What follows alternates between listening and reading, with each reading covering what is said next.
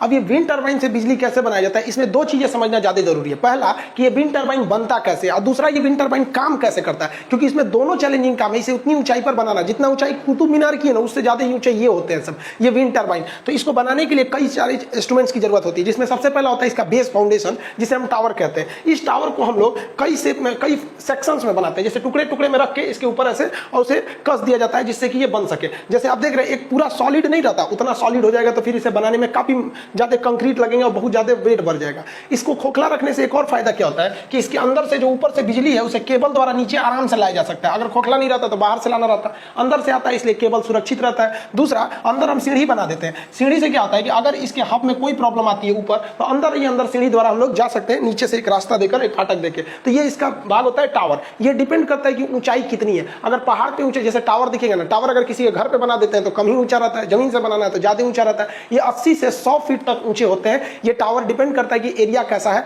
अब इस टावर के ऊपर लगाना होता है आपका ब्लेड और हब। ये जो ब्लेड होते हैं, जो विंड टरबाइन के ये ब्लेड होते हैं, 3 ब्लेड का प्रयोग किया जाता है। ये 3 ब्लेड होते हैं। ये ब्लेड काफी लंबे होते हैं, लगभग 60 फीट इतना ऊंचे होते हैं, यानी 5 से 6 मंजिला, 8-8 मंजिला ऊंचे ये ब्लेड होते हैं सब। अगर आप छोटे शहर में रह रहे हैं तो आपके शहर की ऊंचाई, जो मैक्सिमम ऊंची बिल्डिंग है उसका इसमें एक ब्लेड होता है, क्योंकि छोटे शहरों में ना आपका 7 से 8 मंजिल से ऊंचा बनाने नहीं देता है। बड़े शहर दिल्ली उल्ली रहिएगा तब तो आपको बड़ी बिल्डिंग मिलेगी, इतनी ऊंची होती है। इन ब्लेड्स को ले जाना सबसे बड़ा पहाड़ होता है। देखिए कितनी मुश्किल से इस ब्लेड को ले जाया जाता है, कितने ट्रक्स वगैरह लगाए जाते हैं, स्पेशल ट्रक बनते हैं जो इसे ले जाते हैं, क्योंकि ये हमेशा इस विंड टरबाइन को पहाड़ी एरिया में सेट किया जाता है। और पहाड़ी एरिया में सड़कें अच्छी नहीं होती।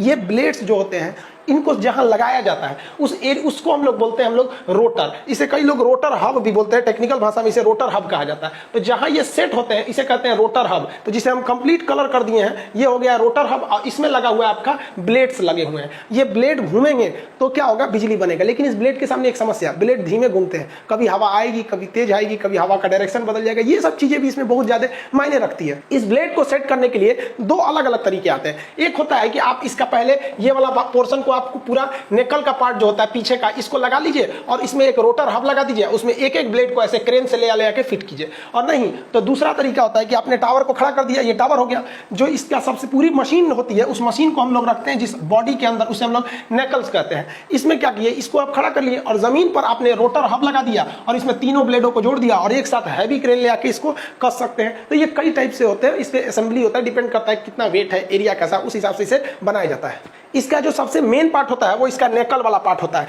ये बहुत ही बड़ा पार्ट होता है। अगर आप इसको देखेंगे तो इसमें एक आदमी दिख रहे होंगे, 2 आदमी यहाँ दिख रहे हैं। ये बहुत बड़ा होता है, एक घर बराबर होता है। सोचिए इतना बड़ा होता है, मतलब 3 BHK का जो फ्लैट होता है ना, 3 कमरा वगैरह वगैरह, 3-3 कमरे बराबर इसका ये नेकल वाला पार्ट होता है। ये वाला पार्ट इसमें हम लोग अलग, ये तो खोखला बना दिया जाता है। इसमें जो हैवी पार्ट्स को रखने होते हैं उसको क्रेन से उठा के रखा जाता है। जैसे आप देखिए ये वाला, तो ये इसका तो ये हो गया टावर और ये हो गया इसका नेकल वाला पार्ट। इसमें एक आदमी है और ये क्रेन से उठा के इस मशीन को इसमें पुट किया जाएगा और ये सेटल करेगा उसका जगह कैसा है। तब इसमें आपको गियर बॉक्स रखना पड़ेगा, ब्रेक रखना पड़ेगा और उसके पीछे अल्टरनेटर को रखना पड़ेगा। यही वाला मेन पार्ट होता है, यही बिजली को बनाता है। और बाकी तो होते हैं वो घूमने के काम करते हैं। इस पार्ट को हम लोग नेकल के नाम से जानते हैं। अब इसके अंदर समझते हैं गियर बॉक्स कैसे काम करता है। देखिए गियर बॉक्स का काम क्या होता है, लो आरपीएम। आरपीएम मतलब क्या होता है, रिवोल्यूशन पर मिनट। लो आरपीएम, कोई चीज धीमी घूम रही है ना, उसको वो तेज कर देता है। उसी को हम लोग क्या कहते हैं, गियर बॉक्स करते हैं। नॉर्मल समझिए, साइकिल को देखिए, साइकिल को जब आप डबल स्पीड पे खड़े कर देते होंगे तो इस पैडल को, जो ये साइकिल का पैडल होता है, इसको थोड़ा भी घुमाइएगा ना तो ये जो चक्का होता है बहुत तेज घूमता है।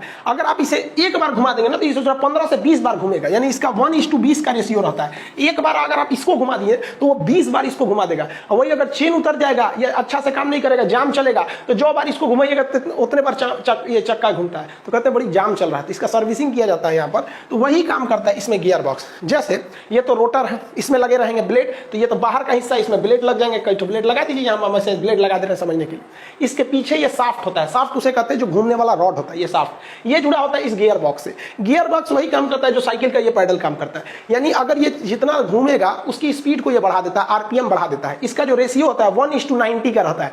अब सोचिए आजकल तो जो मॉडर्न आ गया 1:100 आ गया है, 1:100। यानी ये वाला जो विंड है अगर एक बार घूमेगा तो उसके अंदर वाला वो 100 बार घूम चुका रहेगा। अब आपको भले लगता है कि उसे पूरा लुसुर लुसुर घूम रहा है, तो जो इंजीनियर बन के बीटेक किए हैं सब ना, हमारी हमारी ज़िंदगी को आसान इन इंजीनियरों ने किया है। भले आज इंजीनियरों की संख्या ज़्यादा होने की वजह से उन्हें ज़्यादा वैल्यू नहीं मिल पाती, लेकिन रियल में हमारी ज़िंदगी आसान इन इंजीनियरों ने ही बनाया है। तो जो धीमा धीमा आपको दिख रहा है, एक्चुअली में जितना दिख रहा है ना, उससे 100 गुना अंदर ये वाला गियर बॉक्स उसको नचा देता है। सोचिए इतना ज़बरदस्त होता है, क्योंकि हवा जो होती है कभी धीमी चलेगी, कभी तेज चलेगी। हवाओं का स्पीड कभी हो जाता है 11, कभी हो जाता है 90 किलोमीटर प्रति घंटा। तो इस टरबाइन को चाहिए मैक्सिमम स्पीड कितनी चाहिए? 80 किलोमीटर प्रति घंटा की चाहिए। तो यानी आप धीमा भी घुमाएंगे ना तो ये उसको क्या कर लेता है? तेज कर लेता है।